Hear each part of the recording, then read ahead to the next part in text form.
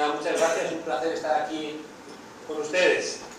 Esta tarde, como siempre digo, plantea Oscar Wilde que lo malo del socialismo es que te quita muchas tardes libres.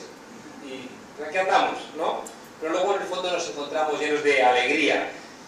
Salimos seguro con nuevas ideas y nuevos ritmos renovados. Sobre todo porque vamos a discutir luego. Yo voy a intentar no hablar mucho, voy a intentarlo, no crean ustedes que es fácil, pero voy a intentarlo para que realmente después podamos plantear toda la cantidad de dudas que hay al respecto, ¿no? Vengo de una charla con el Frente Cívico en Reus y yo les planteaba cómo muchos nuevos movimientos políticos están en el propio nombre incorporando lo nuevo y lo viejo, ¿no? Una cosa que se ha visto en muchas revistas de la ciencia política, las revistas tradicionales de los partidos socialistas se llamaban Leviatán, se llamaban Síntesis, Sistema, que eran nombres como muy poderosos. Las revistas de la izquierda, una que sacó el pensamiento marxista más fresco de España, de Manolo Sacristán, se llamaba Mientras Tanto, ¿no? Porque notaban como que estaban las cosas cambiando, pero todavía no se sabía qué iba a ocurrir. La revista trotskista se llamaba Viento Sur, ¿no? Siempre esperando que en el sur viniera. Hablo de los trotskistas, me acuerdo de una maldad. Se cuentan a los alumnos en qué se parece un trotskista a una drag queen. Es que los dos se mueren por las plataformas.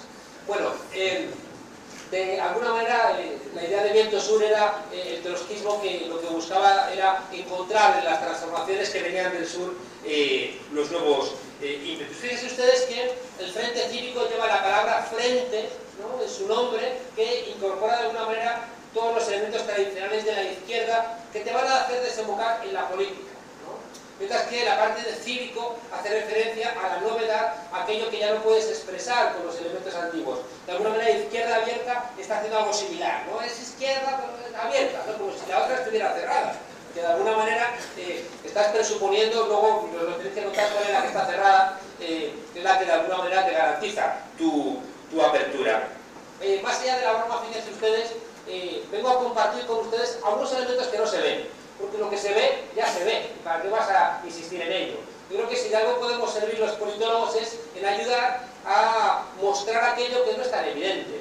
Igual que un arquitecto puede ver la estructura de un edificio y nosotros no la vemos porque está llena de ladrillos y de cemento, sería bueno que los politólogos ayudáramos a ver, te digo, eso que está detrás, eso que no se ve, ¿no? Para que de alguna manera lo que muchas veces hacemos por intuición veamos que en el fondo tiene también un sustento intelectual. Me interesa mucho plantear la idea de la novedad. Voy a contar muchas cosas de la novedad y para ello voy a intentar también buscar una piedra de toque. La piedra de toque la voy a encontrar en América Latina, ¿no? Porque también siempre planteo que yo soy de un país semiperiférico, que es España, estudié en un país central, que es Alemania, y he pasado los últimos años una buena parte de mi tiempo en la periferia, en América Latina. Y eso me ha ayudado a entender muchas cosas, a entender por qué en Alemania el Estado siempre forma parte de la solución, en cambio como el Estado en América Latina siempre forma parte del problema. Y nosotros, entre medias de esos dos mundos, también como tenemos nuestra peculiar relación con el Estado, ya desde la picaresca, ¿no? Esa salida individual frente a un Estado que te exige mucho y no te está dando nada. Planteaba, fíjense ustedes, que en esta reflexión, que es una reflexión en este caso de partido, de movimientos políticos, una cosa que me parece muy relevante es que el presidente Chávez era una persona que no venía de ninguna de las tradiciones de la izquierda. Y por tanto, al no venir de ninguna de las tradiciones de la izquierda, no era rehén de ninguna de las lecturas ortodoxas de la izquierda. Y por tanto, le ocurrió algo que yo siempre dije del 15M. Yo dije que el movimiento 15M, su ignorancia era su sabiduría. No sabía que eran imposibles muchas cosas y por eso fue y las hizo. No sabía que no se podía hablar mal de la transición y fue y lo hizo. No sabía que no se podía cuestionar la sacrosanta figura del rey, fue y lo hizo. Y el presidente Chávez ocurrió algo similar. No sabía que las revoluciones se hacen con el proletariado. Y como no lo sabía, fue e hizo su revolución con el pobretariado. Es decir, que entendió que en un país con una ausencia de clase obrera suficiente como para hacer transformaciones, o contabas con otros sujetos o las cuentas no te iban a salir. Y al no saber que las revoluciones las hacen los proletarios, entendió que las revoluciones también las pueden hacer los pobres, los indígenas, los campesinos, las mujeres, los estudiantes, los desempleados, y al final construir una constelación diferente que permitió armar el proceso bolivariano. Otro elemento que no se nos tiene que escapar, y creo que el hecho de que esta formación política se adjetive como abierta, quiere de alguna manera luchar contra eso, es la crisis real en la que están ahora mismo inmersos los partidos políticos, ¿no? Siempre contamos también en la facultad a los estudiantes la historia ya típica de que está Churchill enseñándole a un joven diputado conservador del Parlamento inglés y dice, bueno, aquí nos sentamos nosotros, ahí está el speaker, ahí están los sugieres, ahí enfrente se sientan los laboristas, esa es la sala donde vamos a las reflexiones. Bueno, le enseña todo y cuando termina el joven diputado, para hacerle ver que ha entendido, dice, bueno, a ver si yo he entendido bien lo que usted me ha contado, ¿no? Ahí está el gobierno, ahí están los sugieres, ahí está el speaker, aquí nos sentamos nosotros, allí se sienta el enemigo, y le dice Churchill, no se equivoque, joven, allí se sienta el adversario, el enemigo se sienta aquí, ¿no? Es decir, reconociendo que los enemigos siempre son los que tienes en tu propio partido, ¿no? No hay nadie que te quiera tan mal como los de tu propio partido. Y recuerdo Elías Díaz, un clásico del Partido Socialista Obrero Español, intentaron en un momento dado captar a gente de la universidad y reunieron allí a gente que, bueno, que tenía algún tipo de cercanía al Partido Socialista, y allí se presentaron y le tocó a los chavales y iba uno y decía, yo no soy militante, yo simpatizo con el partido, quiero acercarme, otro yo tampoco milito, soy simpatizante, yo igual, no me he acercado, soy simpatizante, pero no militante. Y llega Elías Díaz, este viejo militante, y dice, pues yo soy militante, pero no simpatizante. Es decir, que los partidos políticos es una realidad, ¿no?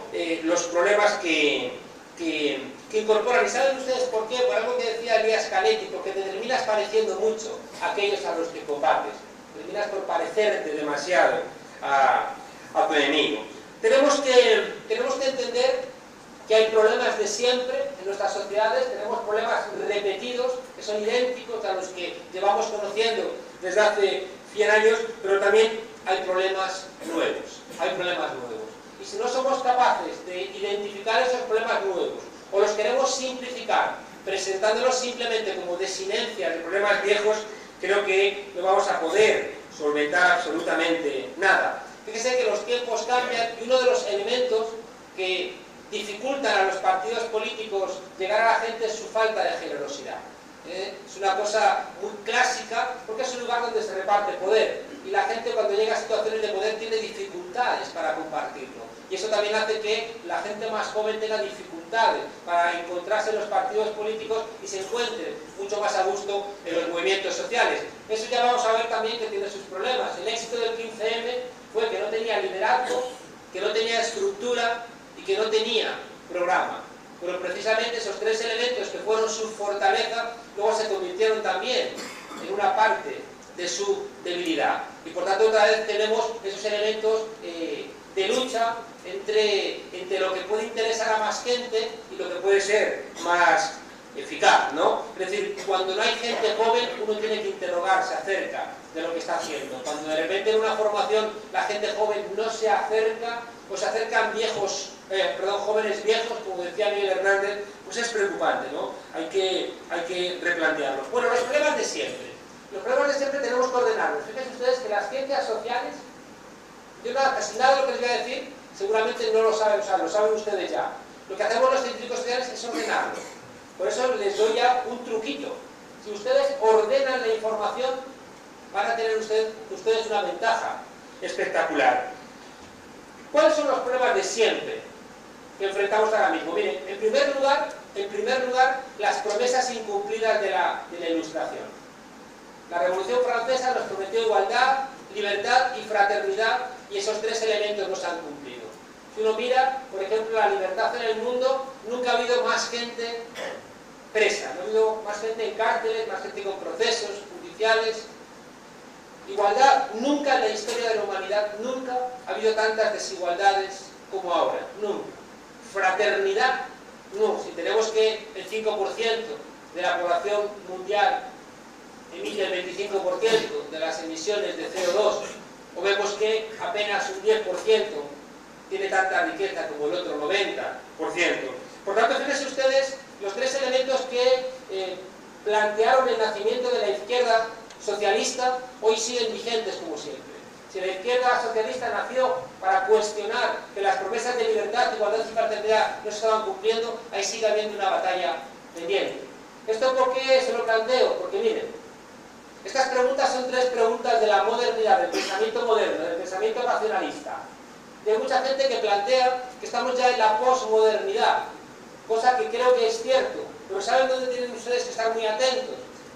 En entender que las respuestas de la modernidad ya no son vigentes, pero las preguntas sí. Dicho de otra manera, las respuestas tradicionales que encontramos para solventar los asuntos de la libertad, la igualdad y la fraternidad seguramente ya no valen, que es lo que tenemos que discutir aquí. Repito, las respuestas tradicionales que nos dimos durante más de 100 años para solventar los problemas de la libertad, de la igualdad y de la fraternidad, seguramente hoy ya no valen. Los estados nacionales, los partidos políticos, los sindicatos, las ideologías cerradas, el productivismo. Hay una serie de, ya digo, de respuestas que seguramente ya no valen, pero cuidado. Lo que diferencia a la derecha de la izquierda es que la izquierda sigue diciendo que aunque las respuestas no valgan, las preguntas siguen siendo correctas. Las preguntas de la modernidad siguen siendo válidas y por tanto nuestro desafío es encontrar cómo vamos a responder a esas preguntas de manera diferente. Les planteo igualmente que, muy vinculados a esos problemas de siempre, hay una expresión que utilizamos en la ciencia política, y es que estamos en una crisis civilizatoria, y esto es un elemento muy importante. La crisis civilizatoria hace referencia a que no estamos en una crisis puntual de un pequeño problema, no. Estamos hablando en la academia de que hay una crisis de todo un proceso civilizatorio. Es decir, que hay una cosa que decimos que hay unos marcadores de certeza que sirvieron a nuestros mayores y hoy ya no sirven. La crisis, por ejemplo, es actual, es una crisis laboral. Y fíjense ustedes, si hacemos un mal análisis, la terapia que vamos a proponer no va a servir absolutamente para nada. De nada sirve que tú digas que no hay una crisis laboral si tú después vas a plantear, por ejemplo, que lo que hay que hacer es generar más empleo. No has entendido nada. Si no haces un buen análisis, y el análisis lo que nos dice es que los desarrollos tecnológicos, por ver primero la historia, los desarrollos tecnológicos ya solamente destruyen puestos de trabajo.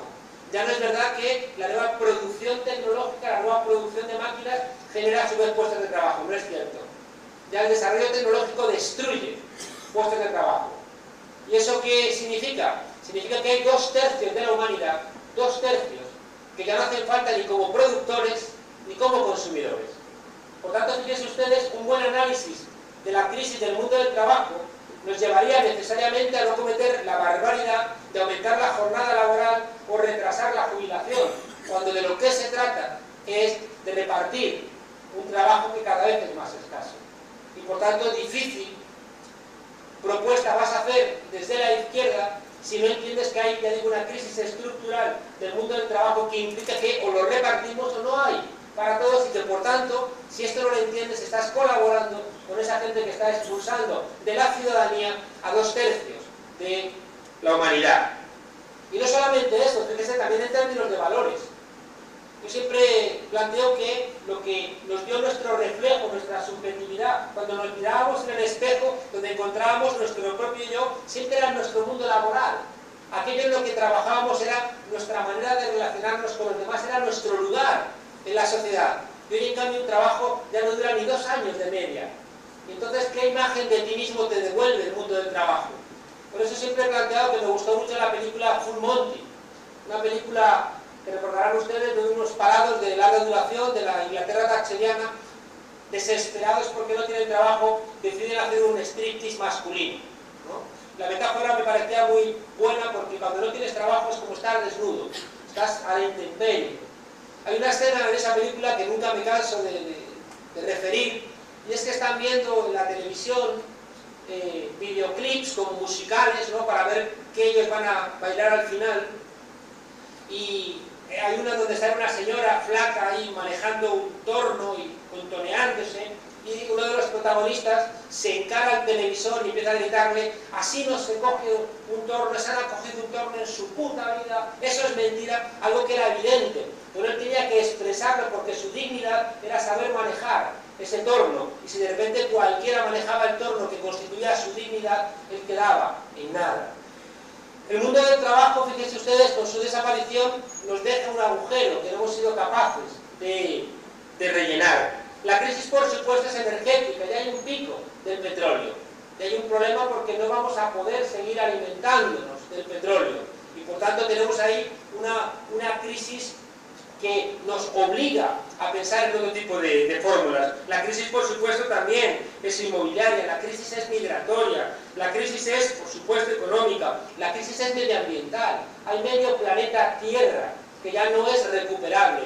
Si uno hace un mal análisis, sigue pensando en términos de crecimiento, sigue pensando en términos de productivismo, y es que no da más. Por tanto, fíjense ustedes, nos obliga a una reflexión donde tenemos que ir incorporando elementos contraintuitivos como el de crecimiento, y en vez de pensar que vamos a aumentar el Producto Interior Bruto, hay que pensar que tiene que aumentar de otra manera. Fíjense que, les insisto, crisis es un concepto que viene del griego. Crisis es un concepto de la medicina, que hace referencia al cuerpo enfermo que en ese momento crítico o muere o empieza a sanarse. El momento crítico es el momento parteaguas. Y por eso repetimos hasta la saciedad la frase de Gramsci en sus dos partes. Cuando Gramsci, en esos tiempos en donde los secretarios generales de los partidos comunistas también eran intelectuales muy comprometidos con el análisis de su época, Gramsci dijo que las etapas de crisis, los tiempos de crisis, son tiempos donde lo viejo no termina de marcharse y lo nuevo no termina de llegar. Y dice que en esas situaciones hay gente que se va a aferrar a lo viejo que ya no está valiendo, y hay gente que va a dar por llegado lo nuevo cuando todavía no ha venido. Se producen situaciones mórbidas, es decir, surgen los monstruos. Gramsci está planteando este peligro en los años 30, unos tiempos que se parecen mucho a nuestros tiempos actuales. Por eso, fíjense ustedes, es radicalmente importante hacer buenos análisis. No crean que es broma cuando les decía que durante un tiempo los secretarios generales de los partidos comunistas eran cerebros leídos, estudiados, gente con una capacidad intelectual muy poderosa. Y en la izquierda, no solamente en España, en toda Europa, fuimos abandonando poco a poco ese esfuerzo intelectual. Incluso parece que empezamos a despreciar a los intelectuales como picos de oro, intelectuales ajenos. Y al final, ¿qué ocurre? Al final que los partidos de la izquierda se quedaron sin referencias. El Partido Socialista empezó a renunciar al marxismo, igual que en su día el Partido Comunista renunció al leninismo, pero estaban renunciando a más cosas. Y si ustedes miran al Partido Socialista hoy, es rehén de la última moda. Cuando en el año 79 renuncian al marxismo, ¿después qué viene? Después lo que viene es Anthony Giddens y la tercera vía, Philippe Petit y el republicanismo, George Lakoff y el pensamiento cognitivo, son rehenes de lo que venga. O al final Beatriz Talegón, que les iba a sacar de su agujero intelectual y electoral. Es una cosa que es patética, ¿no? Es decir, que sería dramática si no fuera grotesca, ¿no? Al final, de repente, una chica dice claro, hay que escuchar la frase entera, ¿no? Porque Beatriz Talegón parece que esa chica había afeado la conducta de la Internacional Socialista. No, porque ¿cómo podíamos decir determinadas cuestiones en un hotel de 5 estrellas? Pero es que la frase de Beatriz Talegón es: ¿pero cómo vamos a hacer la revolución en un hotel de 5 estrellas? Lo cual, mi consternación fue: que vais a hacer la revolución.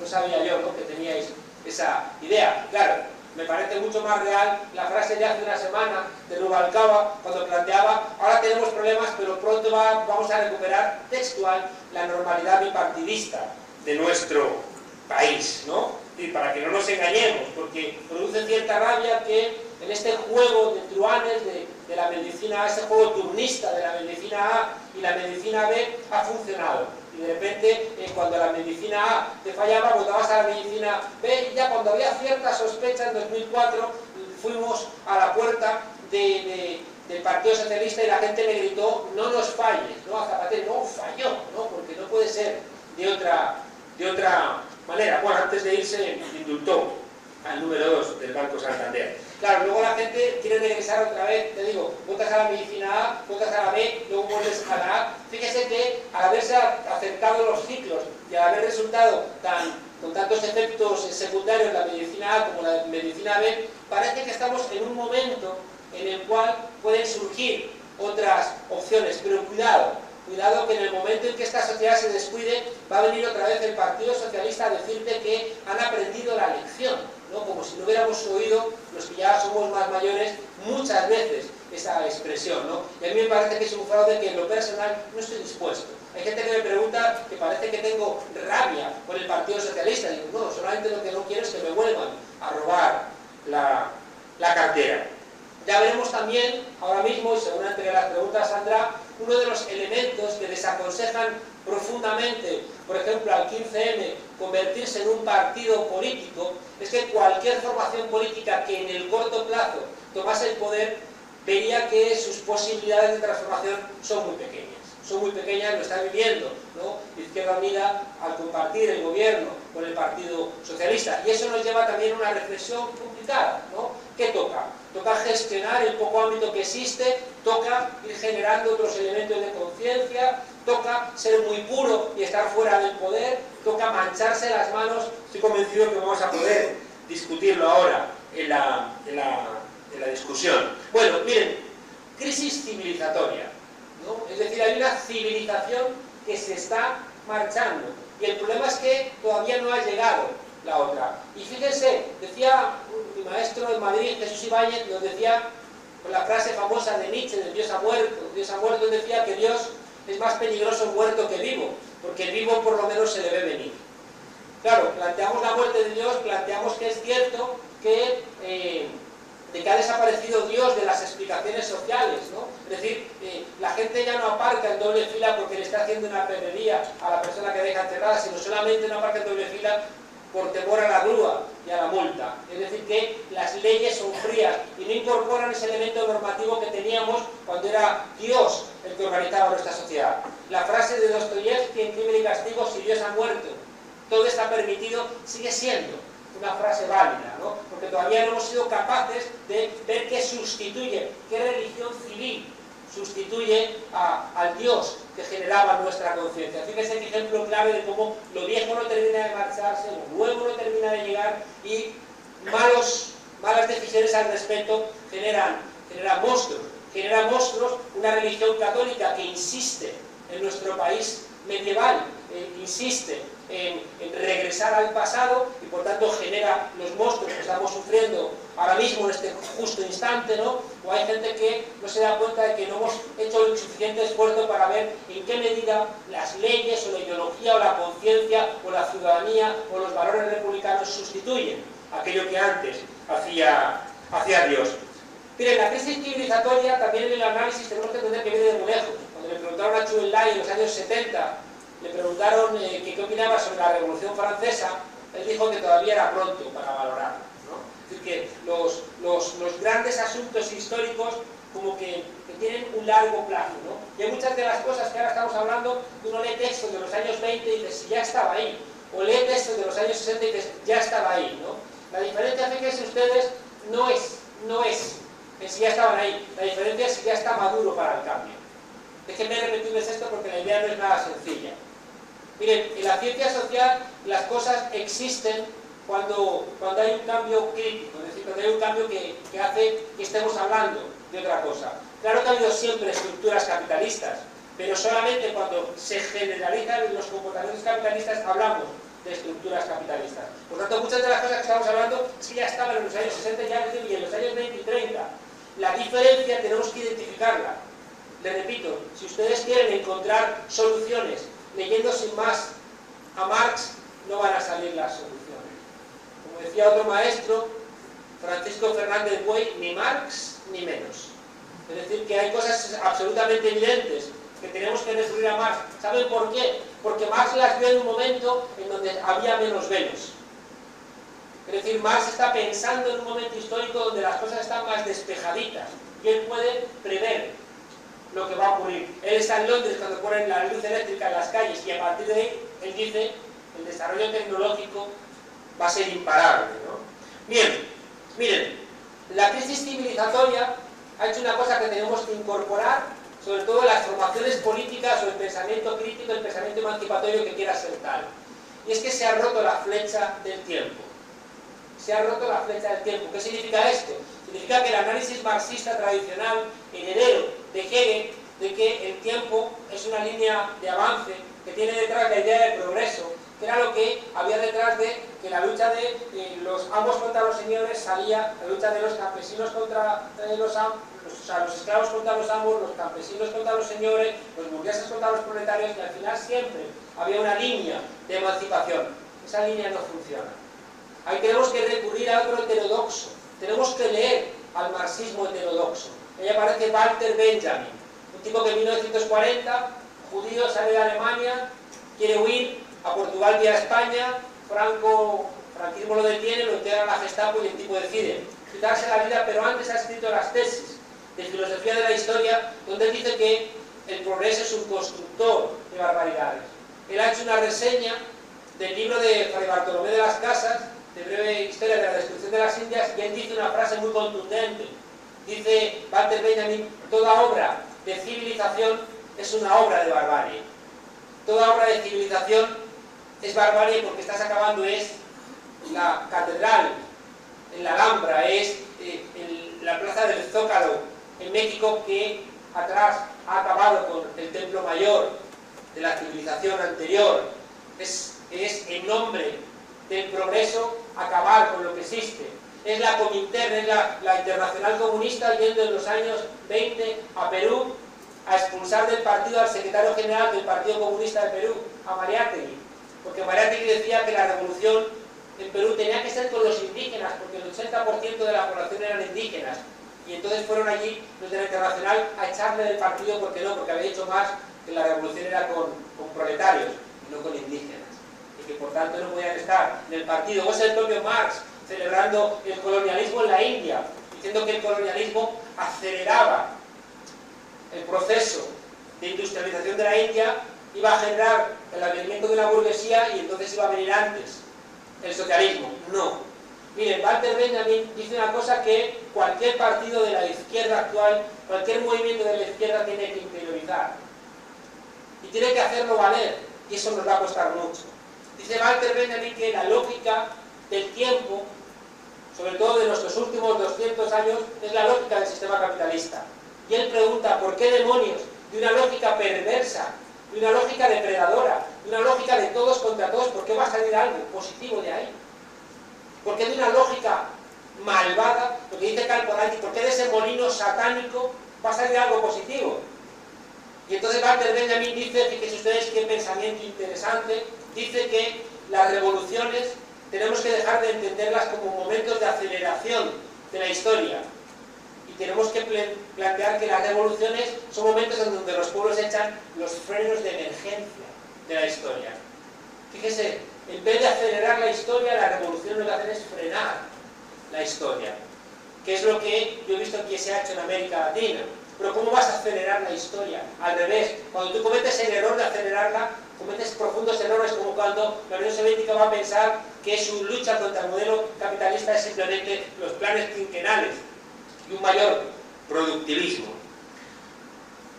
Fíjese que en la misma medida, en esta ruptura de los tiempos, en esta ruptura de la flecha del tiempo, nos encontramos, como les decía antes, en estudios del Banco Mundial, en que nunca en la historia de la humanidad ha habido más desigualdades. Y cuidado porque hay mucha gente que está interiorizando que las desigualdades son buenas para el sistema. Es la socialdemocracia, un tipo que se llama John Rawls, el que pone un ejemplo que es muy repetido. La gente dice, incluso los miembros de un equipo de fútbol, que están dispuestos a que ustedes, los que sean seguidores de fútbol, seguramente muchos de ustedes están a favor de que la figura del equipo gane más que el resto de los miembros del equipo. Y lo hemos interiorizado.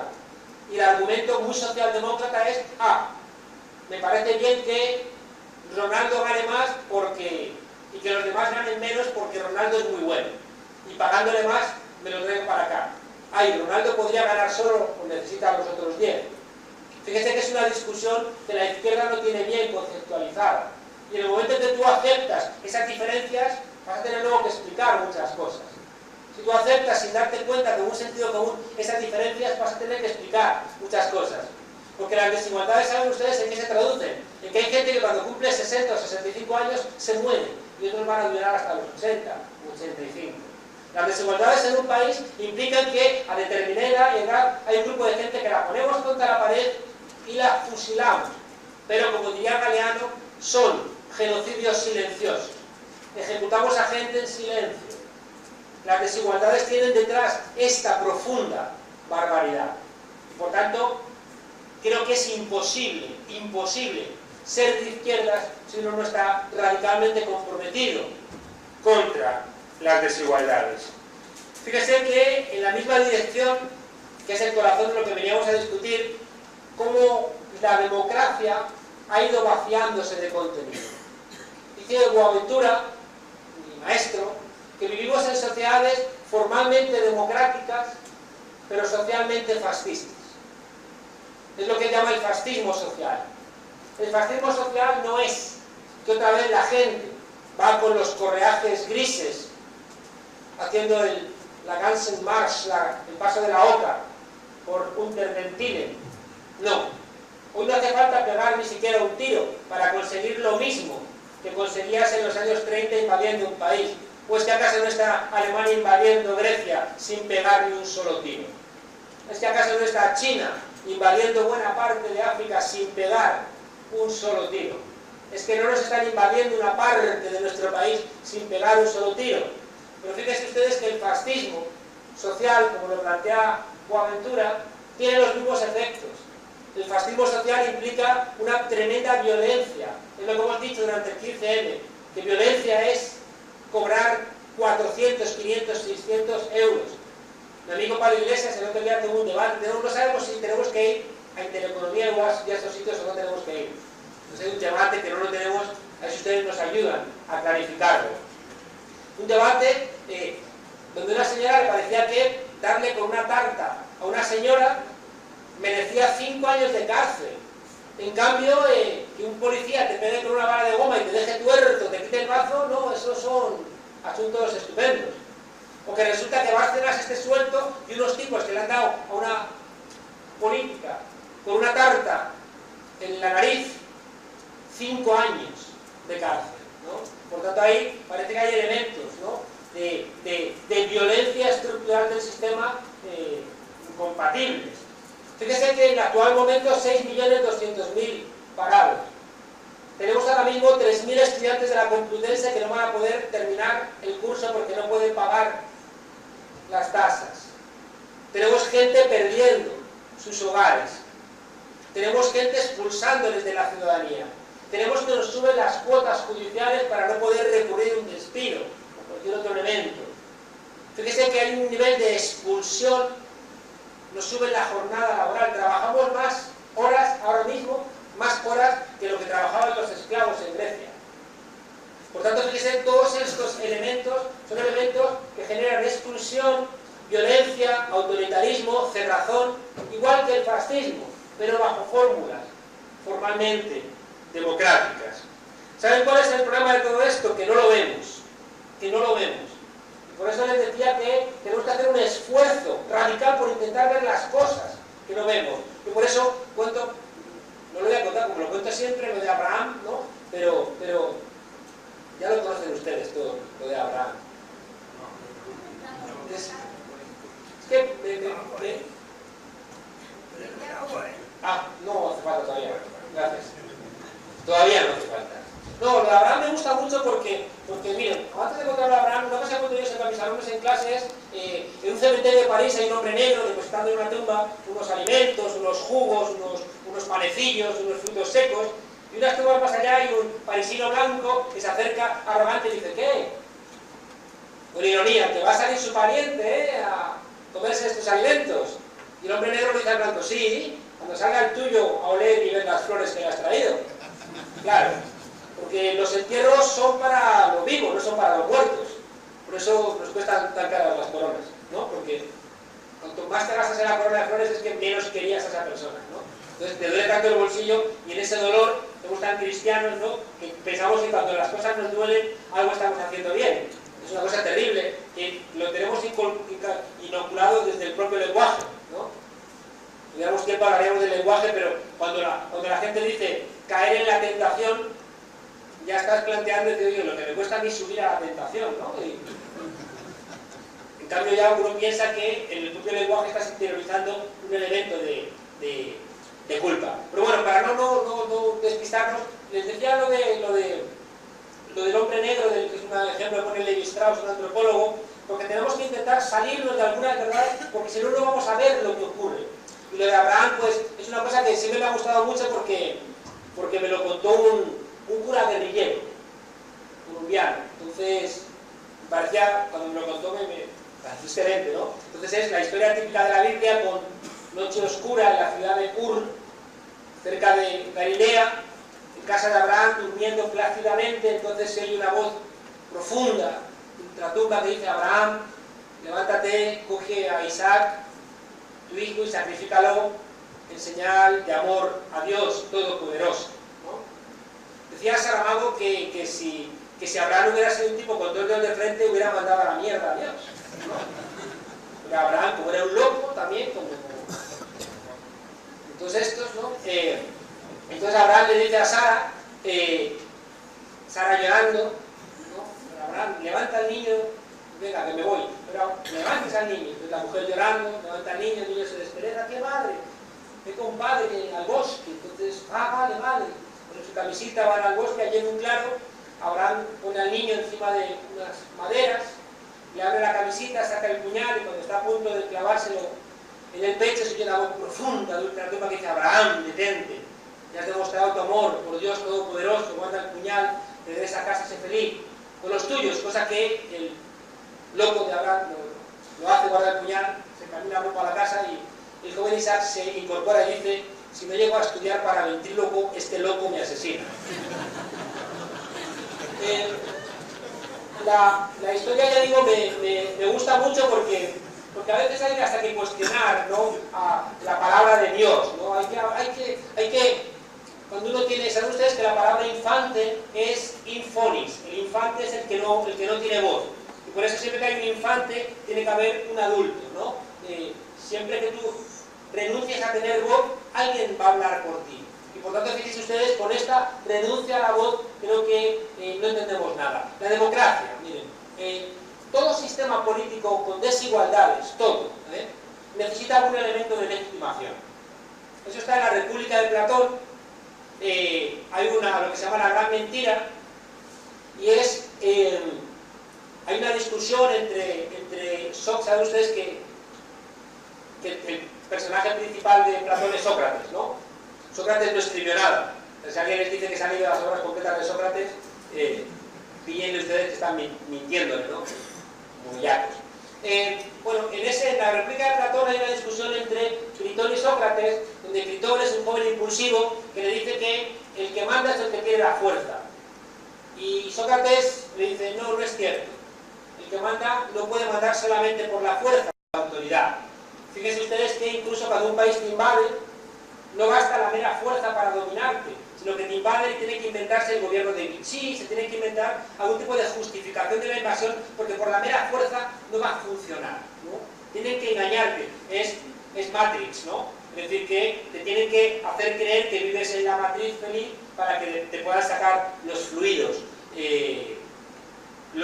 vitales, ¿no? Porque si no, no funciona. Bueno, plantea ahí en la República entonces Platón cómo justifican las desigualdades. Ya él se inventa ahí la gran mentira y dice: todos nacemos de la madre tierra, todos somos hijos de la madre tierra, y la madre tierra es la que ha decidido que tú seas dirigente, que tú seas soldado, que tú seas campesino. Por tanto, tú no puedes ir contra una decisión que es natural. Por tanto, claro que hay desigualdades, pero son naturales. Por tanto, esas desigualdades naturales, no vayas contra ellas porque estás yendo con algo que es más grande que tú, que es la propia naturaleza. Bueno, pues en nuestras sociedades, fíjense ustedes, a partir del siglo XVIII, prácticamente del siglo XIX, según se va desarrollando el sistema capitalista, la burguesía, siempre apoyada por los sectores populares, empieza a pedir a la monarquía absoluta participación. Hay una frase típica de la Revolución Norteamericana que es: no pagamos impuestos si no nos dais representación. No taxation without representation. No vamos a pagar impuestos si no nos dejáis tener el poder. legislativos. Y por tanto, fíjense ustedes, la extensión del sufragio, de la participación, está muy vinculada, ya digo, a grupos que van teniendo poder social.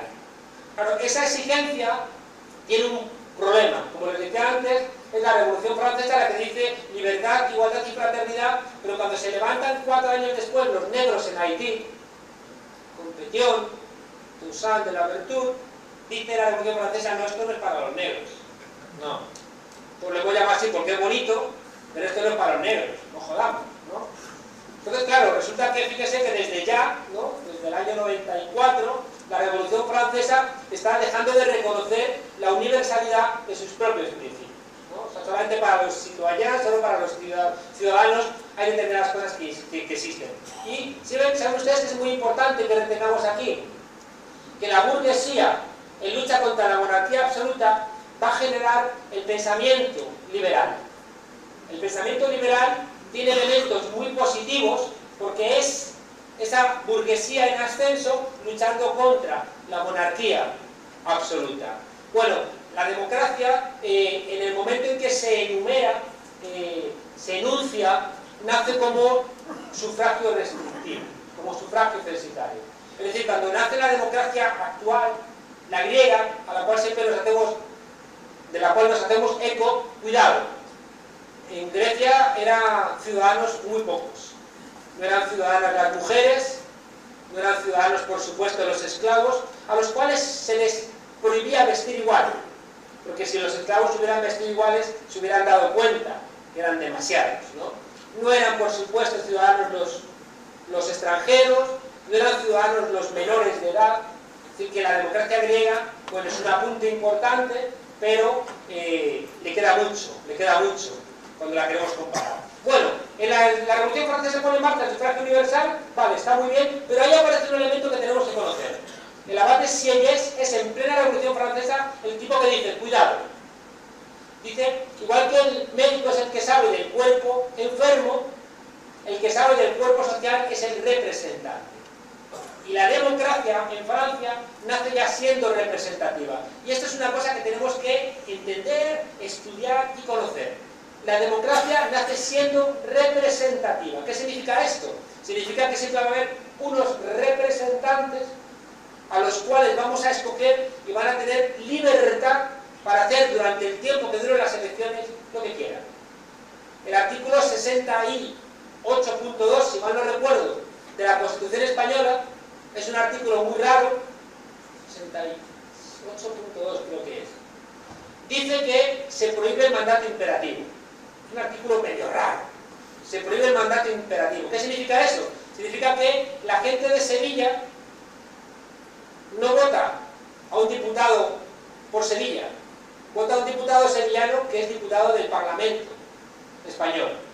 Si mañana saliera toda Sevilla a la calle, toda entera, a protestar contra un diputado concreto, ustedes no podrían hacer absolutamente nada, porque ese artículo dice que no hay un mandato imperativo, es decir, ustedes no pueden mandatar de manera imperativa a un diputado para que salga de su escaño. ¿Por qué? Eso tenemos que entenderlo y esto nos lo explicó Marx. Uno puede decir, ¿pero por qué? ¿Pero por qué demonios un parlamentario no escucha a los que le han votado? Eso lo explica un tipo que se llamaba Burke, un inglés, que dice una cosa que es muy sensata. Dice, vamos a ver, si los de Sevilla nombran un parlamentario, y los de Granada otro, y los de Huelva, y los de Almería, y todos tienen un mandato imperativo, y llegan al Parlamento, no pueden discutir nada. Porque ¿qué van a discutir? Si discuten algo que no está mandatado por su asamblea, tendrían que regresar otra vez a la asamblea para discutirlo. No, dice Burke, el parlamentario tiene que tener libertad para parlamentar y llegar a algún tipo de acuerdo. Porque si está escuchando todo el rato a la asamblea, es imposible conjuntar lo que le interesaba a la burguesía, que era el mercado nacional. Y aquí hay otro elemento que lo hemos sabido siempre desde la izquierda y se nos ha olvidado. Que un Estado nacional es un mercado nacional. Un Estado nacional es un mercado nacional. ¿Por qué tiene problemas España o el Reino de España? ¿Por qué tiene problemas territoriales? Porque nunca hemos integrado nuestro mercado. Porque España se construye por agregación durante la Reconquista. Y esos territorios que se iban agregando nunca terminaron de integrarse, de ver ventajas en la integración. Y de pronto, cuando se pierden las últimas colonias, Cuba, Filipinas, Puerto Rico, la burguesía catalana o la burguesía vasca dice: a mí España no me interesa, y se ponen a mirar hacia otro lado. ¿Qué es la Icurriña? La Icurriña es la Union Jack, es la bandera británica, es la bandera británica por otros colores, de ahí la saca Sabino Arana. Por tanto, ¿qué le interesaba a la burguesía como clase? Construir un Estado nacional que coincidía con el mercado nacional. Por eso los de Sevilla no pueden estar separados de los de Almería, de los de Granada, a no ser que sean autóctonos y autosuficientes económicamente. Como todo esto se está inventando con el desarrollo del sistema capitalista, siempre el pensamiento liberal es funcional al modelo capitalista, claro. Es decir, que el desarrollo capitalista va desarrollando un pensamiento que es funcional. Bueno, ya digo, democracia. Uno suena a democracia, Kratos, que es poder, y vemos que es pueblo. Y la Revolución Francesa pone en marcha la democracia, y uno piensa que es realmente el poder del pueblo. No. El abate Sieyès, que es un tipo que va a influir muchísimo, te dice no. La democracia no es el poder del pueblo, la democracia es representativa. Tú votas a tus representantes y ellos son los que van a gestionar las cosas. Y de hecho, en la Constitución del 93, creo recordar, ya paso a la prohibición del mandato imperativo. El mandato imperativo era lo que existía, por ejemplo, en las comunidades castellanas. ¿Por qué la guerra de las comunidades? Porque el representante de Segovia iba a ver al rey mandatado con un elemento concreto. El rey le dice, Carlos I le dice a los representantes de Segovia, les dice: que tienes que aprobar ahora una subida del impuesto. Y le dice el representante: no, déjame que regreso y le pregunto a mi gente. Y el rey dice: no, me lo firmas. No tengo el poder. Tengo que preguntarse a la asamblea: ¿me lo firmas o te encarcelo? Lo encarcela y ahí comienza la guerra de las comunidades. Fíjense ustedes que la burguesía siempre tuvo mucho interés en presentar a la Edad Media como la Edad Oscura. ¿Por qué? Porque cuanto más oscura era, más luminosa era la era burguesa. Pero había, por ejemplo, elementos democráticos en la Edad Media como este, del mandato imperativo, que tenemos que volverlos a pensar. Fíjense qué curioso, en la Edad Media el representante era el mandatado y el pueblo era el mandatario. En cambio ahora nosotros, fíjense el lenguaje, nosotros llamamos a los diputados los mandatarios. Y no son los mandatarios, son los mandatados. En cambio nos han robado, fíjense ustedes, esa misma posibilidad. Luego hay otro tipo, esto que les estoy contando, bueno, cuando me voy a callar. Fíjese, otro tipo muy importante en el vaciamiento de la democracia es un tipo que se llamaba Benjamín Constant. ¿Por qué? Porque Benjamín Constant escribió un libro, una conferencia que luego sale como libro en 1819, que se llamaba De la libertad de los antiguos en comparación con la libertad de los modernos. Otro tipo inteligente. ¿Qué dice ahí Benjamín Constant? Dice: los antiguos, los griegos, se sentían libres en el ágora, en la plaza pública. Y su tiempo libre no encontraban mejor modo de rellenarlo que haciendo trabajo colectivo. Fíjese que, es lo que explicamos también en primero de carrera, el que no tenía interés en los asuntos públicos tenía una enfermedad en el mundo griego. Estaba enfermo de idión. Idión era el desinterés por lo público. Para el mundo griego clásico, el idión, el desinteresarse de lo público, era una enfermedad. Y el enfermo de idión era el idiotés. Y de ahí viene idiota. El idiota es el desinteresado de lo público.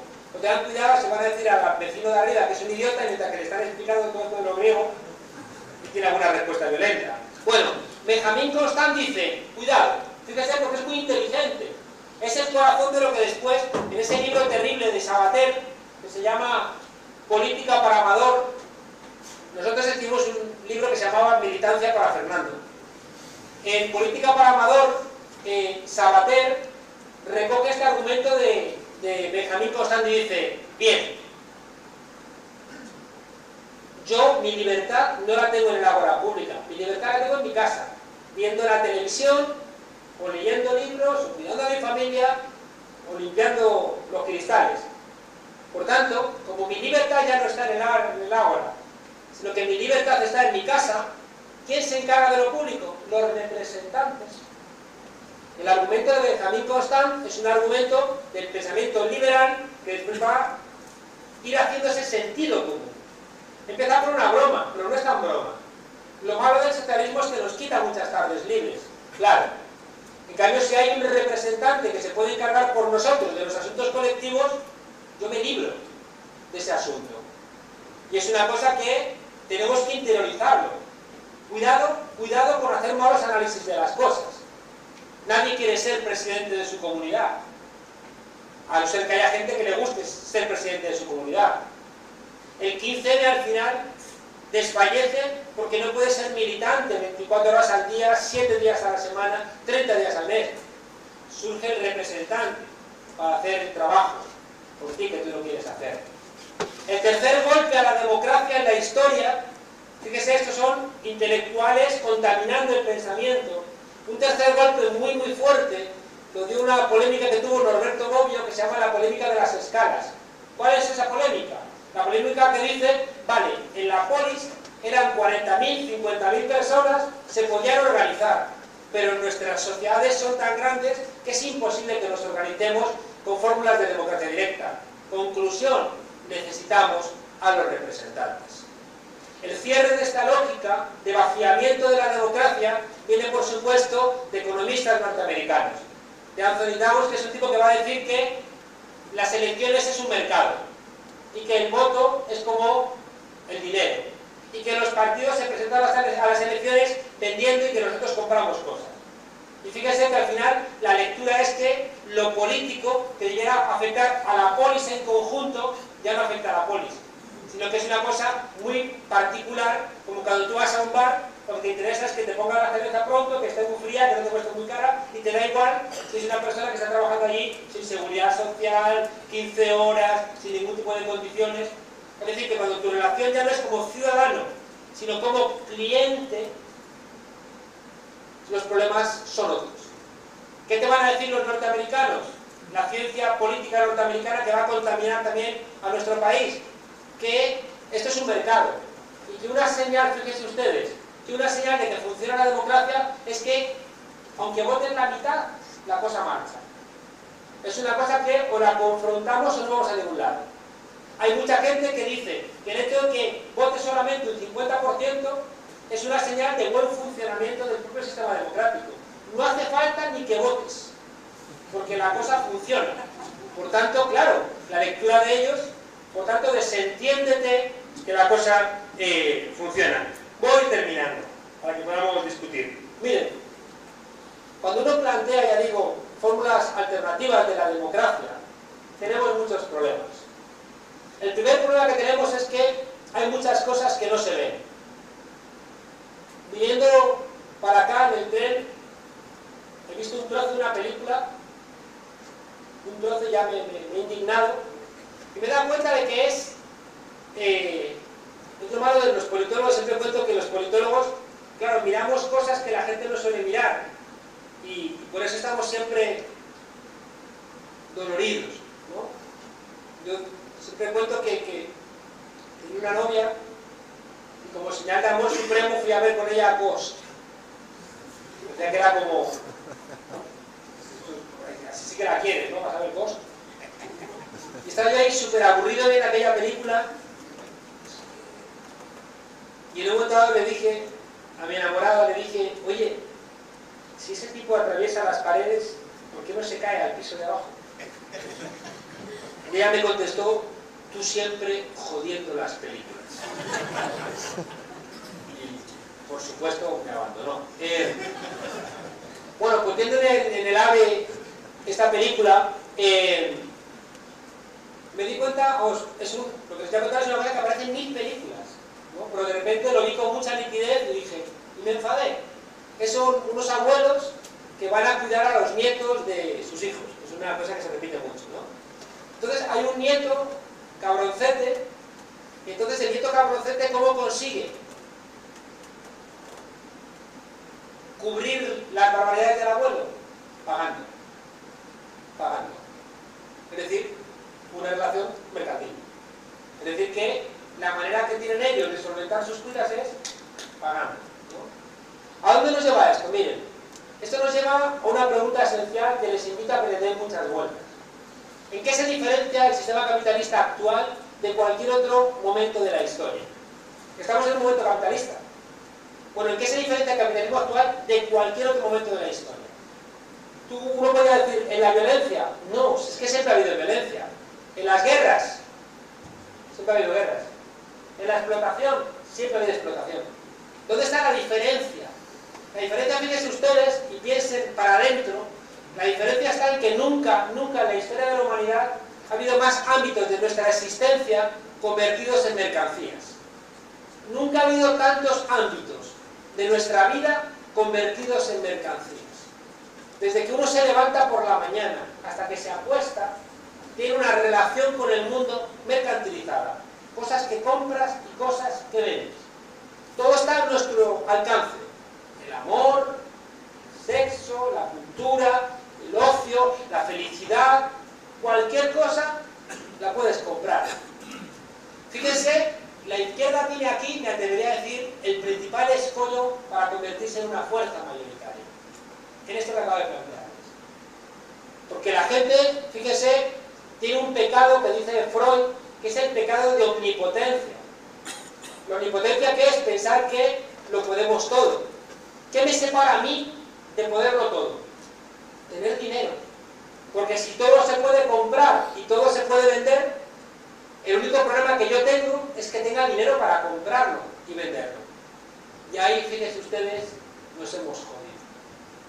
Si tu plan de vida, si tu plan de ocio, si lo que estudias, si tu relación de pareja, si lo que vas a hacer este verano, si con quién te juntas, si los planes de vida, si cualquier cosa de tu existencia está mediatizado por cosas que compras y que vendes, lo que te separa de la omnipotencia es simplemente tener dinero. Y por tanto, fíjense ustedes, no tener dinero se convierte en que te están negando la posibilidad de ser Dios. Y eso genera también en muchas cabezas de mucha gente un enorme vacío. Yo siempre cuento que estaba el alcalde negro de Caracas, Aristóbulo Turiz, haciendo campaña arriba, en los cerros, en la zona pobre. Y entonces está contándole a un paisano pobre, que tenía que votar por el Partido Socialista, y le escucha el paisano y le dice, ya, está muy bien lo que me cuentas, pero yo no voy a votar. Y le dice Aristóbulo Turiz, negro, a otro hombre negro, ¿y por qué no nos vas a votar? Y le dice, es que yo estoy en contra del socialismo. Y dice, ¿pero por qué estás en contra del socialismo? Dice, es que el socialismo me va a quitar lo que tengo.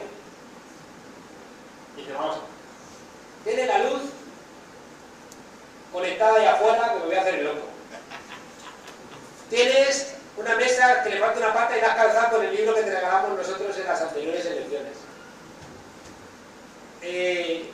Tienes otra mesa destartalada.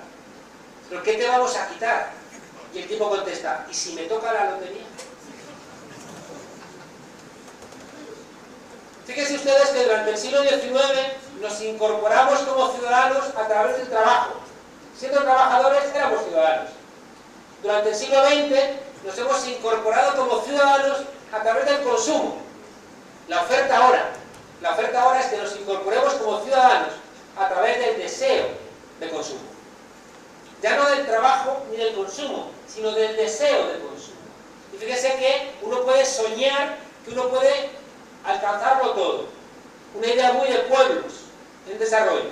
Es el cuento de la Cenicienta que está en todas las culturas del mundo. Son la gente pobre que debe... Coño. Acabo de acordar que Ana Botella dijo que la Cenicienta estaba llena de buenos valores. Un personaje. Bueno. El cuento de la Cenicienta es que de repente va a venir un golpe de suerte. Es la misma historia de las telenovelas. Ahora las telenovelas no es un golpe de suerte, sino suele ser una sentencia judicial que de repente te hace millonaria. Y entonces, como tú ya eres millonaria, ya puedes tener acceso a la felicidad, porque la felicidad al fin y al cabo, te digo, se compra y se vende. Bien, por terminar de verdad. Fíjense que si lo que caracteriza nuestra época es que todo se puede comprar y vender, ahí podemos entender por qué ahora mismo la gente canalla está envalentonada y por qué la gente honesta está perpleja.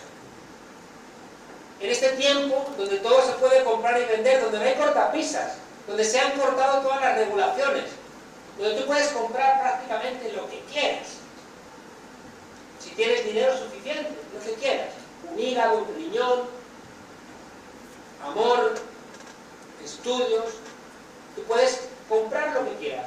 La cosa es que después eso te satisfaga o no, pero tú puedes comprar cualquier cosa. Claro, quien no tenga escrúpulos puede dar rienda suelta a esa omnipotencia. Todo está a mis pies, todo. Soy un rey, tengo más poder que un rey del siglo XIX. Tengo acceso a más cosas. Pero la gente honrada, ¿qué ocurre? Que para liberarse de ser víctima, sabe que corre el riesgo de convertirse en verdugo. Que si a ti te va bien, corres el riesgo de que tu bienestar esté teniendo lugar sobre las espaldas de otra gente. De que no estés pagando lo suficiente el trabajo de los otros, que estés mirando para otro lado respecto de las situaciones terribles que están sufriendo otro tipo de trabajadores que a ti te benefician indirectamente de tu bienestar. Te estás beneficiando de lo poco que vale la hora de la limpieza, porque ya tú has comprado el tiempo de otra persona para que te limpie tu casa, etcétera, etcétera, etcétera. ¿Qué hacer? ¿Qué hacer? Mire, la democracia se ha vaciado de contenido por esto que les decía. Pero el problema no es que se haya vaciado de contenido, no es que vivamos en sociedades formalmente democráticas, pero vacías realmente, donde ustedes pueden votar un partido u otro, pero no van a escoger la política económica, donde en España votamos entre Coca-Cola y Pepsi-Cola. En América Latina las elecciones son reales. Votar a Chávez o votar a Capriles es votar dos modelos radicalmente diferentes. Votar a Evo Morales o votar a Bustos son modelos radicalmente diferentes. Votar a Andrés Manuel López Obrador o votar a Peña Nieto es radicalmente diferente. Aquí no. Aquí votamos entre Coca-Cola y Pepsi-Cola. Y si de repente en Grecia aparece Syriza con la posibilidad de realmente hacer una elección con diferencia, salen todos a decir, cuidado, cuidado que si vota Syriza, Y ahí regresamos una vez más a la reflexión de Lenin en 1920, en su polémica con el pobre Kautsky, donde le dice a Kautsky, tú igual en Alemania puedes, a través de las elecciones, cambiar las cosas, yo no puedo, porque he accedido al aparato del Estado, pero el poder no lo tengo, el poder lo siguen teniendo ellos. Tienen el ejército, tienen los medios de comunicación, tienen los bancos, tienen las fábricas, tienen la diplomacia, tienen los profesores, tienen los jueces, tienen los notarios, tienen todo, la iglesia. Y ahí es donde aparece la reflexión de cómo los demócratas nos defendemos para poder salvaguardar nuestra democracia. ¿Qué hacemos? Porque ellos cuando quieren nos obligan a aplicar las reglas del juego, de este juego vaciado. En cambio cuando lo rompemos dicen, violentos, están rompiendo el consenso, te dicen. Ellos van a jugar a las reglas que ellos marcan siempre y cuando les beneficien, pero si dejan de beneficiarles, dicen entonces que no juegan. No les voy a aburrir con lo que ha ocurrido en Venezuela. Si alguien tiene interés, se lo cuento. Pero cómo han mentido. Qué vergüenza ver en el ABC, la Ludmila Vinogradov diciendo la policía chavista reprime a la oposición que protesta porque le han robado las elecciones y se da la policía arrastrando a una mujer semidesnuda. El único problema es que la foto era de Egipto. O salir el sinvergüenza de Capriles diciendo ha habido fraude, no sé, por ejemplo, miren, todo cortadito, todo preparado, miren, aquí, municipio Cuicas, estado de Trujillo, miren, 522 votantes. Por ejemplo, a ver, y miren, resultado de Cuicas, 715 votos. Miren, 522 votantes, 722 votos. Bueno, como así tenemos 3.200 fraudes. Era la mesa 2. Había una mesa 2 y una mesa 1, con 522 votantes cada mesa. O sea, 1.044. Y habían votado 700 personas. Claro, pues como igual que en el resto del país. En cambio, todos los medios de comunicación, fraude en Venezuela, fraude, porque no aceptan las elecciones. Claro, cuando Chávez les ganaba por 15, 20 votos, no tenía más remedio que aceptarlo. Si le ganas por poquito, ya no lo aceptan. No lo aceptan, ¿no? Porque ya digo, las reglas del juego las ponen ellos. Pero decía, ¿qué hacer para terminar y podamos discutir un poquito? Miren, tenemos que intentar, ya digo, visualizar aquellas cosas que no están visualizadas. Tenemos que hacer un esfuerzo muy grande de salirnos de Matrix, de encontrar los elementos que deslegitiman lo que ellos plantean. Es muy complicado porque ellos tienen los medios de comunicación. Antes de ayer estaba con Gordillo en Reus y salió por la noche un programa de La Sexta que es para verlo. Es para verlo y analizarlo, ¿no? Chan, chan, chan. Vamos detrás del camión. Chan, chan, chan, chan. El camión avanza por la autopista, todo en negro por la noche. Chan, chan, chan, chan, chan. A ver, sí, sigue el camión sigue. Chan, chan, chan. A ver, parece que está doblando por la izquierda. Si se mete por un camino. Eran recolectores, ¿no? Y parecía poco menos que iban a asaltar el Palacio de Invierno, ¿no? Toda una construcción que termina, ya digo, armando una gran mentira. Decía, ¿qué hacer? ¿Qué hacer en un mundo en donde a cualquiera de nosotros nos resulta más sencillo imaginar el fin del mundo que el fin del capitalismo? ¿Qué hacer en un mundo donde a cualquiera de nosotros nos resulta mucho más sencillo pensar que esto viene un satélite, un asteroide y se acaba todo, que pensar en el fin del capitalismo? Bueno, lo primero, como les decía, ayudar a que emerja la lectura alternativa de las cosas. Estoy convencido de que si no ponemos nombres diferentes a las cosas, olvídense. La lucha del siglo XX entre la izquierda y la derecha ha sido diferenciar a los trabajadores como una mercancía diferente de cualquier otra. En cambio, los sindicatos ya hablan hoy todos de mercado de trabajo. Hemos interiorizado la expresión mercado de trabajo como si los seres humanos fuéramos una mercancía sujeta a que suba o baja el precio en virtud de la oferta y la demanda. A que hay muchos parados, baja el precio. A que hay pocos, sube el precio. Es decir, tenemos que recuperar nuestro propio lenguaje. Tenemos que recuperar parte de nuestras propias tradiciones. Pero también, fíjense ustedes, esas nuevas tradiciones las tenemos que cruzar con las nuevas realidades. No vamos a entender el mundo laboral si no incorporamos el precariado. El precariado son esos trabajadores, casi siempre jóvenes, que tienen ya 5 hojas de lista laboral, que no tienen acceso a ningún tipo de pensión, que han cobrado siempre basura. Antes lo llamaban trabajo basura, ahora se llaman mini jobs. Parece que tiene 3, ¿no? Trabajo basura no, pero mini job, pónganme 2 o 3, que me gustan. El precariado, fíjense ustedes, es una estructura laboral diferente a la estructura del trabajador que hemos conocido. Bueno, los sindicatos están demostrando incapacidad para dar respuesta al mismo tiempo al trabajador tradicional y a este nuevo trabajador precario.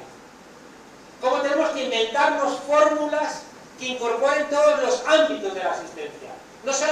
Ya no solamente la explotación está en el trabajo, también te explotan si te echan de la casa. También te explotan cuando no tienes trabajo. También te explotan cuando te dicen que tienes que emigrar. Por tanto, fíjense ustedes, buenos análisis y ver cuál es el hilo que une lo viejo y qué es lo nuevo que tenemos que incorporar para no errar. Y un mensaje de esperanza. Miren, no sabemos lo que queremos. Y es muy bueno que no sepamos lo que queremos. ¿Saben por qué? Porque es imposible que en 4 o 5 años encontremos una respuesta a 400 años de modelo capitalista y a 200 años de democracia representativa. El 15M nunca fue una respuesta. El 15M fue una pregunta.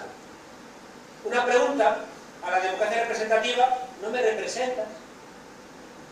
Y una pregunta a la economía capitalista neoliberal diciendo: yo no soy una mercancía en manos de políticos y en manos de banqueros. Bastaron esas 2 preguntas para que este sistema empezara a desestabilizarse. Es como cuando el SAT expropió 7 carritos, que de repente parece que se iba a caer el sistema occidental. Por tanto, fíjense ustedes, tenemos que hacer un valor del hecho de que no sabemos lo que queremos, pero sabemos perfectamente lo que no queremos. Miren, cuando Chávez llega al gobierno en Venezuela, se ha caído la Unión Soviética, está el libro negro del comunismo, Fukuyama, que ha publicado su libro del fin de la historia, la izquierda socialdemócrata se ha hecho de derechas, aceptando el liberalismo económico.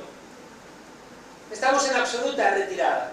Y Chávez se va a aferrar a una frase de Simón Bolívar, el maestro de Simón Rodríguez, que dice: inventamos o erramos.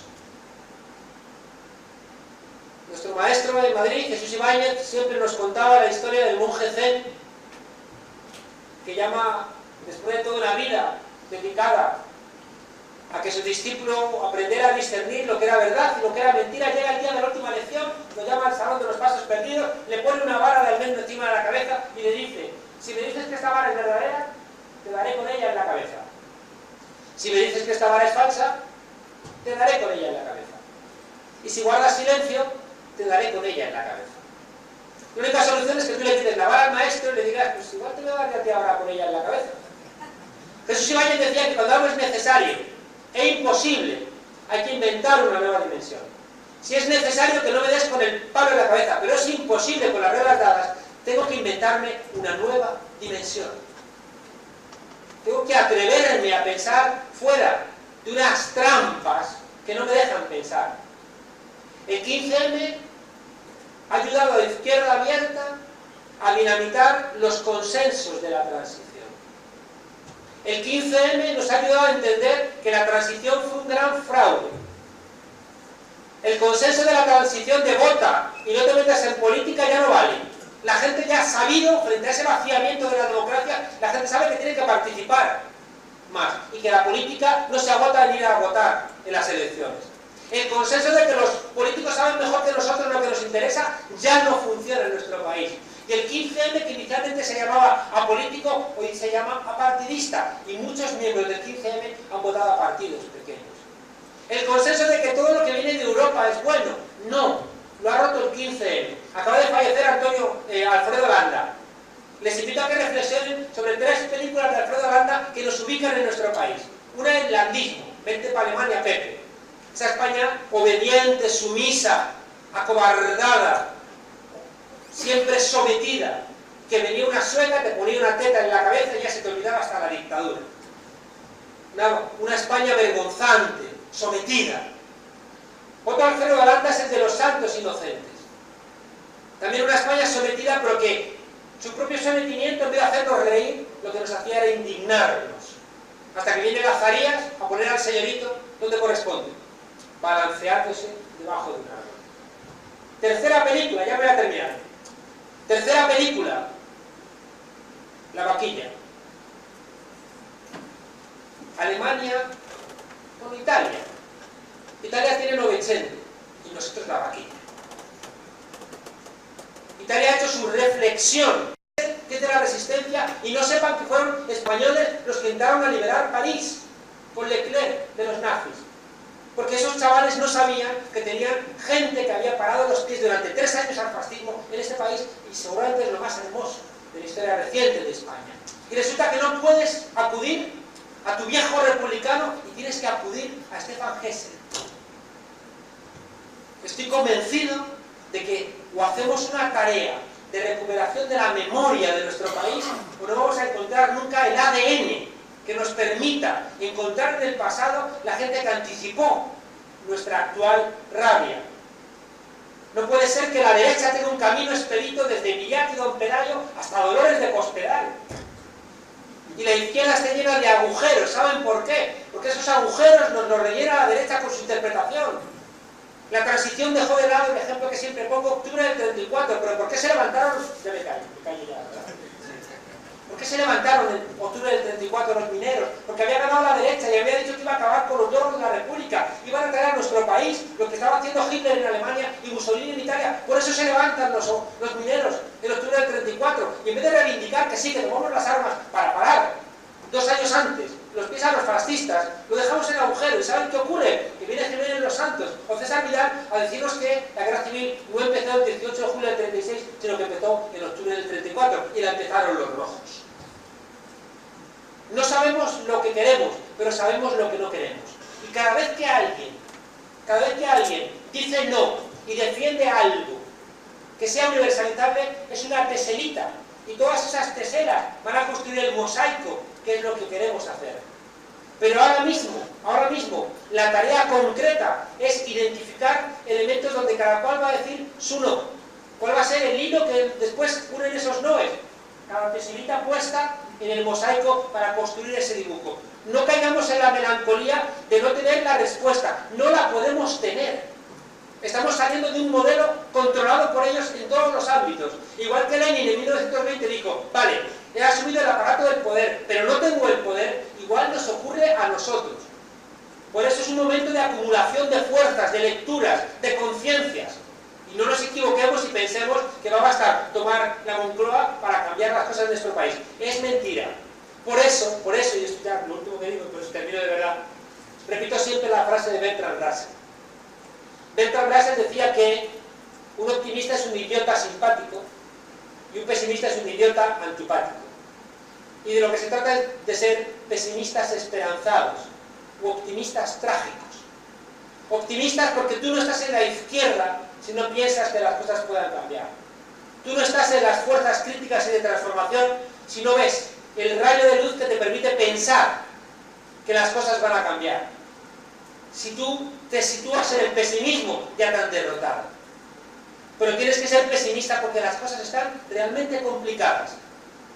Y quien no se dé cuenta de la complicación que tiene el cambio ahora mismo, va a ser como la mosca contra el cristal, chocando y chocando y chocando. Por tanto, pesimistas, esperanzados y con una misión, la de Antoine de Saint-Exupéry.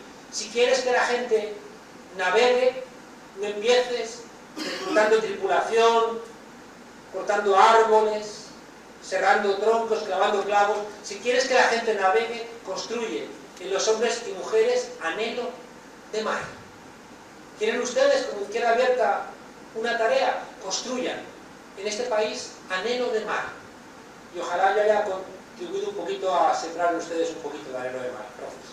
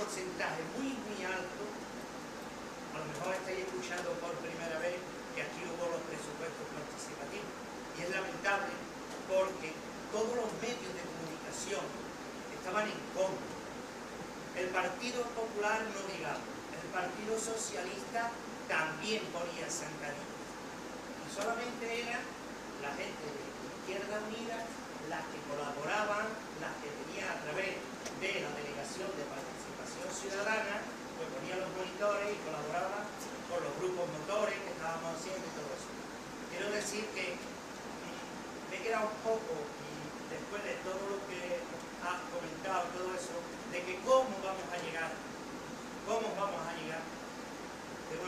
todas y salvo mi edad pueda yo luego ya conocerlo. Una democracia participativa es importante. Gracias. Pues le agradezco mucho la pregunta. He hecho un poco de trampa, ¿no? Porque yo, claro, porque hablar de los elementos concretos era como muy sencillo. Cuando hablamos de democracia participativa, bueno, pues siempre surgen los presupuestos participativos, que usted, viene del sur.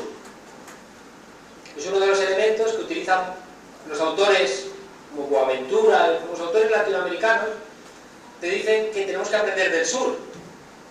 Seguramente lo más fresco que ha existido como fórmula de participación popular en nuestras democracias son los presupuestos participativos. ¿Qué ocurre con los presupuestos participativos? Que donde se inventaron, que fue Brasil, terminaron fracasando.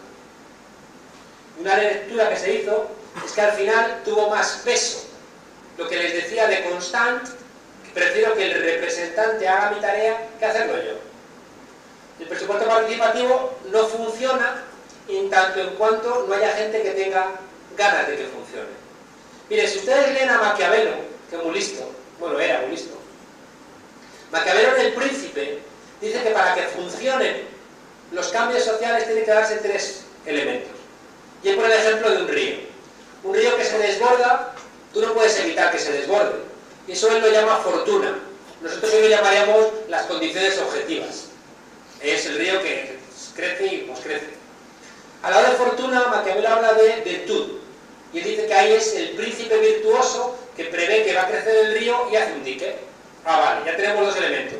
Las condiciones objetivas y actores políticos. Y dice una tercera, Maquiavelo, que él lo llama necesidad. Y él dice que Ciro no hubiera podido rescatar a los persas si no hubieran sentido la necesidad de ser rescatados.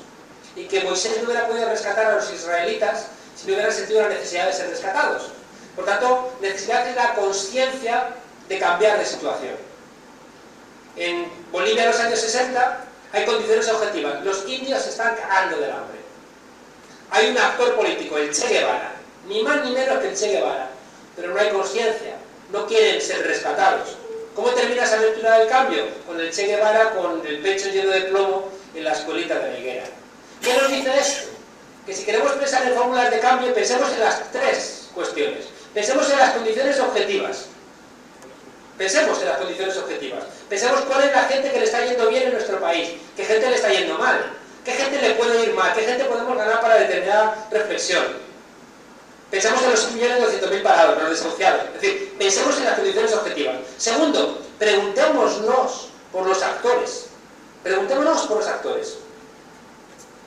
Y en tercer lugar, preguntémonos por la conciencia. Porque en este país todavía hay gente que le entrega a la Virgen del Rocío el currículum. A ver si la Virgen te coloca. Y la gente aplaude que la Pantoja se libre de la cárcel. Y la gente vota alcaldes corruptos. Es decir, que sigue habiendo una necesidad también de quebrar una serie de elementos. Si no, los presupuestos participativos no van a funcionar. Otros elementos tradicionales, las iniciativas legislativas populares.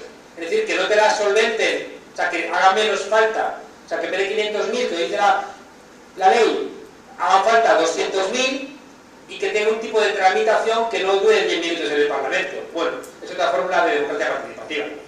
O los referéndums, que en vez de ser consultivos, sean vinculantes. Bueno, también es otro elemento. O el referéndum revocatorio, que existe en Venezuela y que es una cosa de la Revolución Francesa.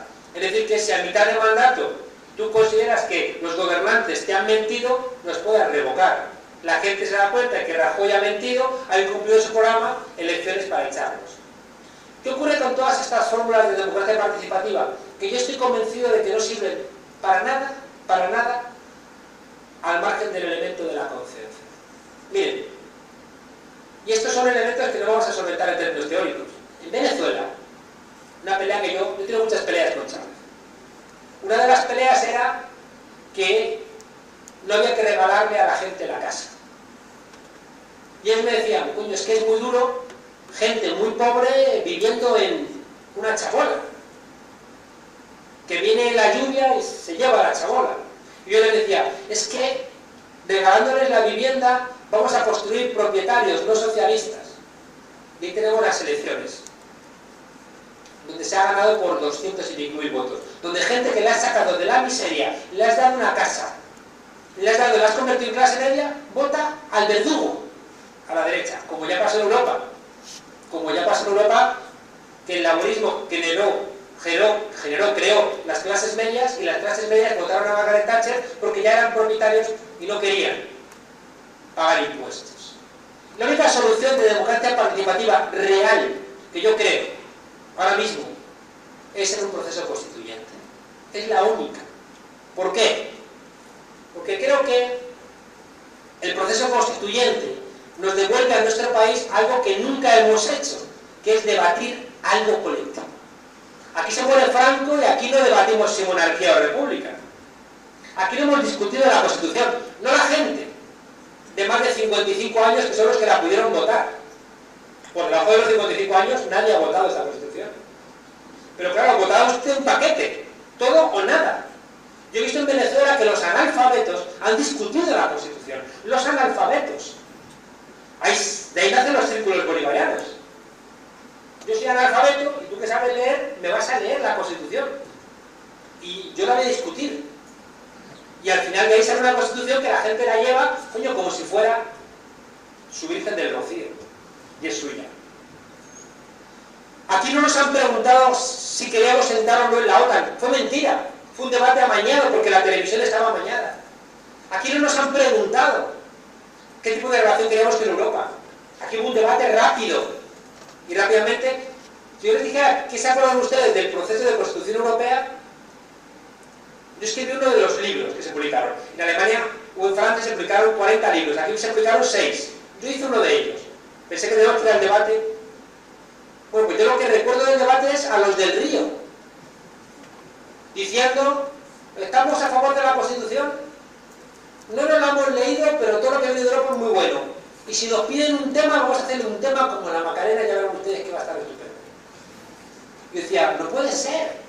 No puede ser que el debate en mi país sobre el proyecto de Constitución Europea sea eso. Aquí no nos han preguntado qué tipo de relación queremos con los vascos, con los catalanes, con los castellanos. Y ahí tenemos ese programa territorial. Aquí no nos han preguntado nunca qué tipo de relación tenemos con la Iglesia. Y ahí seguimos financiando a la Iglesia. Yo creo que la democracia participativa en nuestro país se llama proceso constituyente, donde el panadero, el zapatero, el profesor, el trabajador, el amo o ama de casa, todos vamos a vernos en la obligación de poner nuestra corresponsabilidad en el proceso. Cuando les digo el optimismo en esa tragedia o la esperanza en ese pesimismo, pasa porque yo estoy convencido, y eso me hace habitar las filas de la izquierda. Yo creo en la gente. Yo estoy convencido porque lo veo con mis estudiantes, que pueden venir podridos de televisión. Un estudiante que llega a la universidad ha visto 600, 700.000 anuncios en su vida. Viene preñado de valores individuales, de valores consumistas, pero en 4 meses los chavales sacan lo mejor. Está ahí, está ahí. Por eso no podemos ser pesimistas. Los pesimistas son ellos. Pero ¿cómo sacamos ese potencial? Poniendo a la gente a discutir. Liderazgos en plural. Liderazgos en plural. ¿Cómo van a surgir liderazgos? Cuando emerjan temas concretos y haya gente con la capacidad de rebajarnos la incertidumbre en ese tema. Ada Colau y las hipotecas. Ada Colau viene de la pelea, de la discusión por abajo y emerge como un nuevo liderazgo y dices, hipotecas, lo que me llega a Ada Colau va a misa. Cuando seamos capaces de que emerjan 50, 100 liderazgos de ese tipo, de la discusión de abajo, de la identificación de problemas, yo estoy convencido de que van a cambiar las tornas, pero tenemos que dar la excusa. Y la excusa es construir ese anhelo de mar, y el anhelo de mar yo creo que lo construimos en un proceso constituyente. Mira, tú no te puedes imaginar el trabajo que le ha costado a mi mujer que yo me compré esta camisa. No te lo puedes imaginar. ¿Por qué? Porque ya tengo 2 o 3 y no quiero más camisas. Ni me lo diga la televisión, ni me lo diga Susun Corna. Yo ya no quiero más camisas. Y es que mira, ¿sabes lo que pasa? Que yo miro aquí alrededor y yo veo otra gente que son igual que yo, que tienen ya cosas y no quieren más cosas. Y la televisión y los medios de comunicación y y todo me digan lo que les dé la gana, porque yo conozco a mucha gente que no quiere más de lo que quiere. Lo que quiere es hacer una sociedad distinta. Entonces, a ti, tú que creas opinión, que le habla a la gente, yo creo que tenéis que dar vosotros un pasito más. Un poeta entrañable nuestro, que se llamaba Juan Ramón Jiménez, decía: inteligencia, dime el nombre exacto de las cosas. ¿Tú sabes cuál es el nombre exacto de las cosas en este tiempo y en estos momentos? La unidad de todos los que no queremos más camisas. Y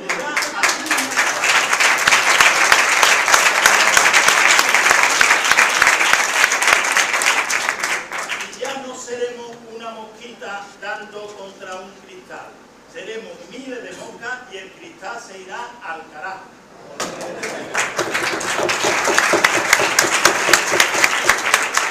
El Roto, que es nuestro filósofo nacional, el otro día en una viñeta decía: y si ya no tengo televisión, ¿cómo voy a saber lo que deseo? ¿No? Con la construcción de deseos y de necesidades. De vez en cuando los pueblos asiáticos hablan del Feng Shui. De vez en cuando una camisa no pasa nada, ¿no? Para cambiar un poco el aspecto, no sea usted tan duro. Pero sí que es cierto, tan duro sobre todo con su señora, que me gustará verle paseadito y con aire. No, bromas aparte, es verdad que, miren, cuando planteaba la quiebra de los marcadores de certeza, una cosa que siempre cuento ahí es que se caen prácticamente todas las instituciones, ¿no? Se cae la fábrica, se cae de alguna manera, aunque sigue la iglesia, se cae la sede del partido, del sindicato, y lo único que queda en pie es el Corte Inglés, ¿no? Es decir, que sí que es cierto que el proyecto de vida, yo les decía que nuestro proyecto de vida se ha mercantilizado. El proyecto de vida es un proyecto de consumir. Estás triste, compras. Estás aburrido, compra. Te sientes mal, compra. Entonces, ese comprar, de alguna manera crees que te está cambiando la vida, pero no es cierto, ¿no? Es verdad que si de repente dejáramos de comprar todo, implicaría también dar respuesta a dónde vamos a trabajar, qué vamos a producir. Es decir, que tenemos que tener también la mirada completa del asunto, porque si no nos van a surgir muchos compañeros, debates que yo tuve cuando yo estaba en Izquierda Unida, de gente que te decía lo más verde que yo tolero es un alto dirigente, dijeron ya Madrid, lo más verde que yo tolero es un arbolito en un aparcamiento, ¿no? O gente que entendía que producir más era ser un buen comunista, ¿no? Porque producir más era de obreros y por tanto consumir más, producir más implicaba consumir más, y eso era hacer el sueño de la clase obrera. Pero totalmente de acuerdo con usted, ¿no? Totalmente de acuerdo con usted en que el modelo de vida es consumir. Es consumir. En un programa como Venezuela, cuando el presidente Chávez decide no renovar un canal de televisión que había participado en el golpe de Estado, lo hizo muy mal, Chávez. Lo hizo patético porque tenía que haberlo cerrado al día siguiente, cosa que no hizo. Le dijimos, ciérrelo. No hizo caso, ¿no? Entonces, 6 meses después, anunció que no le iba a renovar la concesión y ya los otros se hicieron fuertes. Y se montó el jaleo. Bueno, el problema era que los adolescentes de Venezuela, la moda, lo que vestían, lo que consumían, las bromas, las sacaban de esa televisión. Y que es cierto que al no tener ese canal se sintieron con un vacío vital donde ya no sabían cómo construir su vida, ¿no? Y el Paolo Pasolini, un viejo comunista, en el año 75 escribe un artículo donde él se da cuenta de que los jóvenes ya no van a poder ser comunistas como él era, porque los jóvenes están ya más ganados para la causa del consumo que para la causa de la emancipación. Se da cuenta ya en los años 70. Y él identifica el afán consumista, ese deseo que yo decía antes, como uno de los grandes enemigos. Yo estoy de acuerdo en que cuando uno ve sitios hermosos, son sitios desmercantilizados. Son sitios que han roto con esa lógica del consumo. Sean cooperativas de consumo, sean casas ocupadas, sean sitios autogestionados, o sea, lugares que de alguna manera han quebrado ese círculo de la producción. Por cierto, lo que no es capaz de hacer ya una huelga general. y que debilita tantísimo a los sindicatos, porque una huelga general ya no frena el elemento de consumo y por tanto han quebrado esa posibilidad que tenían antaño.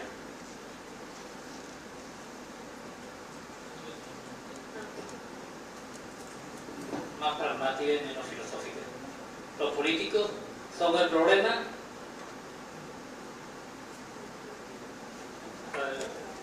La pregunta es, ¿los políticos son el problema o son la solución? Me han dicho. ¿Son el problema?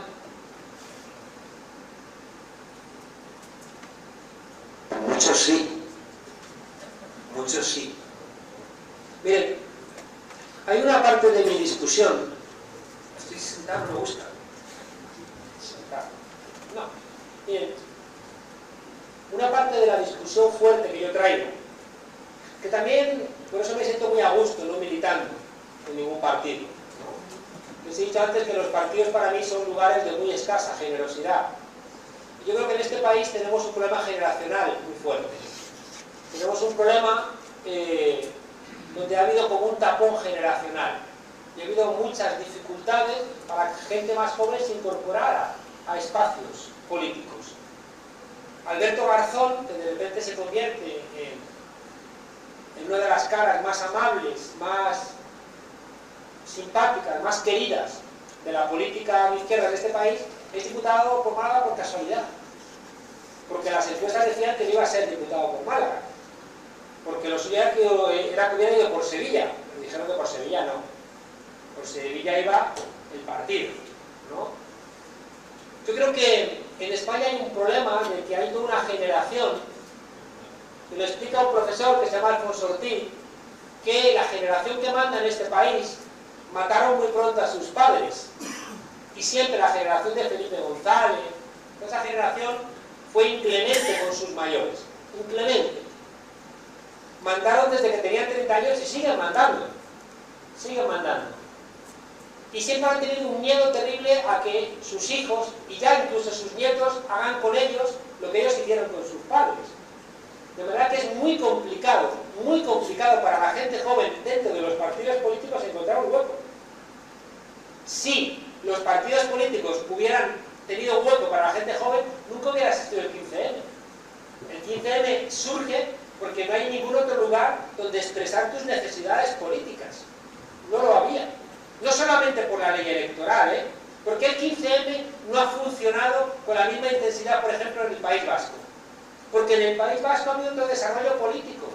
También quizá porque la ley ayudó. En el momento en que ilegalizaron a todos los de Batasuna, a todos los de Euskal Herria Rock, y no se pudieron presentar, ya no había que presentar, tuvieron que presentar a los jóvenes. Yo creo que si en España hubieran ilegalizado a todos los que alguna vez se presentaron en las listas de Izquierda Unida, pues necesariamente se hubiera tenido que renovar con gente que nunca hubieran ido.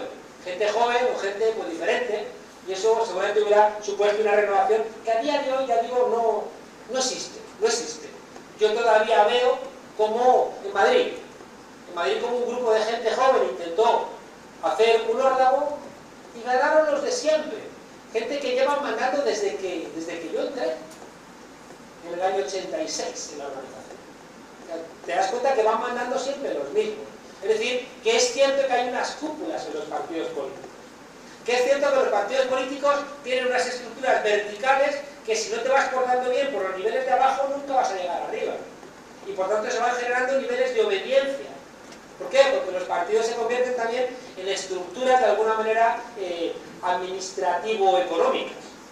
Hay gente que de repente se profesionaliza en la política y es que es imposible cambiarlo. Incluso también, porque a veces la gente necesita estar para no perder la jubilación. Entonces, se juntan una serie de cuestiones que no dejan muchos espacios para una política alternativa. Y ya no te digo nada, sobre todo en las grandes formaciones políticas. Cuando el otro día Rubalcaba dice, tenemos dificultades, pero ya pronto va a volver el bipartidismo, dices, bueno, pues, y te das cuenta que son estructuras de poder, son grandes empresas, donde la ideología les da un poco lo mismo, donde hay un reparto de papeles y en donde yo no veo mucha solución dentro. Eso no significa que yo no entienda que hacen falta partidos políticos. Yo en el corto plazo no veo solución política sin los partidos, no me la represento. No sé cómo sería una democracia sin partidos, creo que tiene que ser con partidos, ¿no? Lo que pasa es que creo que necesitamos unos partidos muy presionados por la gente. En un debate que tuvimos en La Tuerca hace 3 días, era un debate sobre los sindicatos y fue era un debate entre hombres. Entonces ya hay un elemento, ¿no? Política, sindicatos y hombres. Hombres blancos y viejos. Claro. Entonces, claro, papa y cúpulas. Entonces, ¿qué ocurre? Pues veías ahí cómo tanto comisiones como UGT se sentían incapaces de ceder nada. De ceder nada. Porque era ya como una cuestión cuasi biográfica. Por eso les digo la falta de generosidad. Es decir, las peleas que yo he tenido para discutir con la transición, porque la gente que ha hecho la transición decía, yo no voy a negociar, la transición fue estupenda. Y yo les decía, recuerdo con Carrillo, usted debería ser más generoso, porque usted no nos hace ningún bien haciendo esta loa que usted hace a la transición, porque si la transición es tan perfecta, yo no entiendo por qué mi democracia es tan imperfecta. Y si usted fuera realmente generoso, asumiría críticas a la transición. Entonces igual con los sindicatos, ¿no? Todo está bien. Está bien cuando le dieron el sí a Maastricht. Yo le decía al tipo de la UGT y de comisiones, pues si buena parte de lo que nos pasa es por el Tratado de la Unión Europea, el Tratado de Maastricht, y vosotros lo apoyasteis, coño, reconocer que metisteis la pata, por lo menos eso. No. Hacemos también nuestra autocrítica, yo decía de UGT, pues acabáis de reelegir por 15ª vez a Cándido Méndez, otra vez. Es que no hay más gente, los mismos, siempre, regresando, ¿no? Era una amenaza con regresar, ¿no? Entonces, claro, creo que al final hay una sensación como de cierre categorial, ¿no? Hay un cierre que yo creo que no deja mucho espacio. En cambio, ¿cuáles son las cosas más frescas? Yo digo, en el País Vasco, las CUP, de repente tú ves las CUP, la Asociación de Unidad Popular de Cataluña, coño, y están llenas de alegría, de frescura. Y saben que hay también puentes. No hay trincheras, hay puentes. Y hay gente mayor, que son los que me han enseñado a mí a estar en posiciones críticas y estar en la izquierda, y esa gente nunca ha tenido un problema generacional con ellos, porque han sido puentes. Y esa gente, qué curioso, son los que siempre han sido generosos. La gente que ahora miramos como referentes son gente que ha sido generosa. Pero desgraciadamente esa gente no abunda en los partidos políticos. Ya voy a responder más breve, ya no voy a...